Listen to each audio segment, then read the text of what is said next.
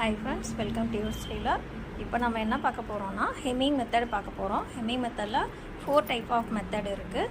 அதை நம்ம எப்படி ஸ்டிட்ச் பண்றதை நம்ம பார்க்கலாம். வாங்க வீடியோக்குள்ள போகலாம். இப்போ காட்டன் கிளாத் எடுத்துக்கோங்க. நம்ம எதில் ஸ்டிட்ச் பண்றீங்களோ அதில் ஸ்டிட்ச் பண்ணுங்க. அதனால ஒன்றும் இல்லை. இப்போ நான் உங்களுக்கு தைச்சு காமிக்கணுன்றதுக்காக நான் காட்டன் கிளாத் எடுத்திருக்கேன். ப்ளஸ் ஸ்டூடெண்ட்டுக்கு நம்ம ஸ்டிட்ச் பண்ணி காமிச்சிட்டு இருக்கோம். அதுக்கு தான். இப்போ ஊசியில் 2 நூலை வந்து கோர்த்து வச்சுக்கோங்க. கோர்த்துட்டு ஃபஸ்ட்டு அதாவது டபுள் ஃபோல்ட் பண்ணிக்கோங்க. 1/4 இன்ச்சு துணியில் டபுள் ஃபோல்ட் பண்ணிக்கோங்க. ஃபஸ்ட்டு ஊசியை குத்தி எடுத்துருங்க.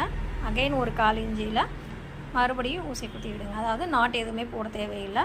அகைன் நீங்கள் அப்படியே 1/4 இன்ச்சுக்கு ஸ்டிச் பண்ணிக்கிட்டு போயிட்டே இருக்கலாம். நீங்கள் இது வந்து அவசரத்துக்கு ஏதாவது தைக்கிறோம் அப்படின்னா அதுக்கு தான் இந்த மெத்தட். உங்களுக்கு எல்லா நேரத்துலையும் இந்த மெத்தட் வந்து யூஸ் பண்ணாதீங்க. ஏன்னா பிரிஞ்சிடும் சீக்கிரத்தில். உங்களுக்கு இந்த மெத்தட் இருக்குன்றது காமிக்கிறதுக்காக தான் இதை நான் சொல்லிகிட்ருக்கேன். சரிங்களா? இப்போ ஸ்டூடெண்ட் வந்து ஸ்டிச் பண்ணுறாங்க.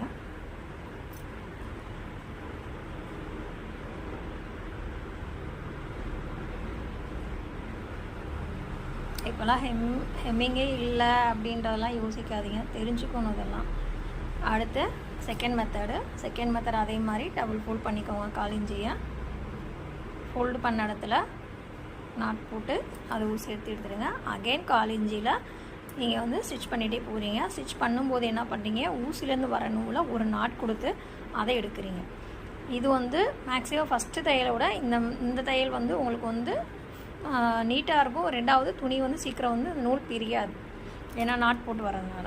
அகைன் தேர்டு மெத்தடில் வந்து ஊசியை குத்தி எடுக்கிறீங்க. அதாவது ஃபஸ்ட்டு மெத்தடு செகண்ட் மெத்தடு சேர்ந்து செய்கிறது தான் தேர்டு மெத்தடு.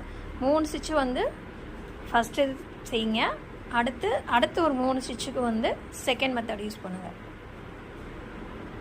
இது ரெண்டும் சேர்த்து செய்யும்போது உங்களுக்கு சீக்கிரம் இதுவும் பிரியாது உங்களுக்கு. சரிங்களா?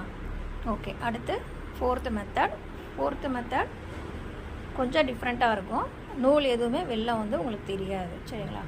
இப்போ ஃபஸ்ட்டு அதே மாதிரி ஊசியை கொடுக்குறீங்க, நாட் போடுறீங்க. நாட் போடுற இடத்துல அந்த ஃபோல்டு பண்ணியிருக்கோம்ல அதுக்குள்ளே ஒரு 1/4 இன்ச்சில் இல்லை ஒரு 1/2 இன்ச்சில் ஊசி குத்தி எடுத்துருங்க. ஃபோல்ட் பண்ணிவிட்டு மறுபடியும் எங்கே ஊசி குத்திருக்கீங்களோ அதே இடத்துல திரும்ப ஒரு நாட் போட்டுருங்க. அதாவது செகண்ட் மெத்தட் யூஸ் பண்ணுங்கள். இந்த இதில் மறுபடியும் ஊசியை குத்தி அந்த ஃபோல்ட் பண்ணதுக்கு உள்ளே எடுத்துகிட்டு அகைன் அங்கனையே ஒரு நாட் போட்டு இது பண்ணிடுங்க. ஃபினிஷிங் வந்து நீட்டாக இருக்கும். வெளியில் வந்து நூல் எதுவுமே தெரியாது. சேம் கலர் போடுறீங்கன்னா இந்த நூலுமே உங்களுக்கு தெரியாது. நீட்டாக இருக்கும் ஃபினிஷிங் வந்து உங்களுக்கு. ஓகே, பாய்.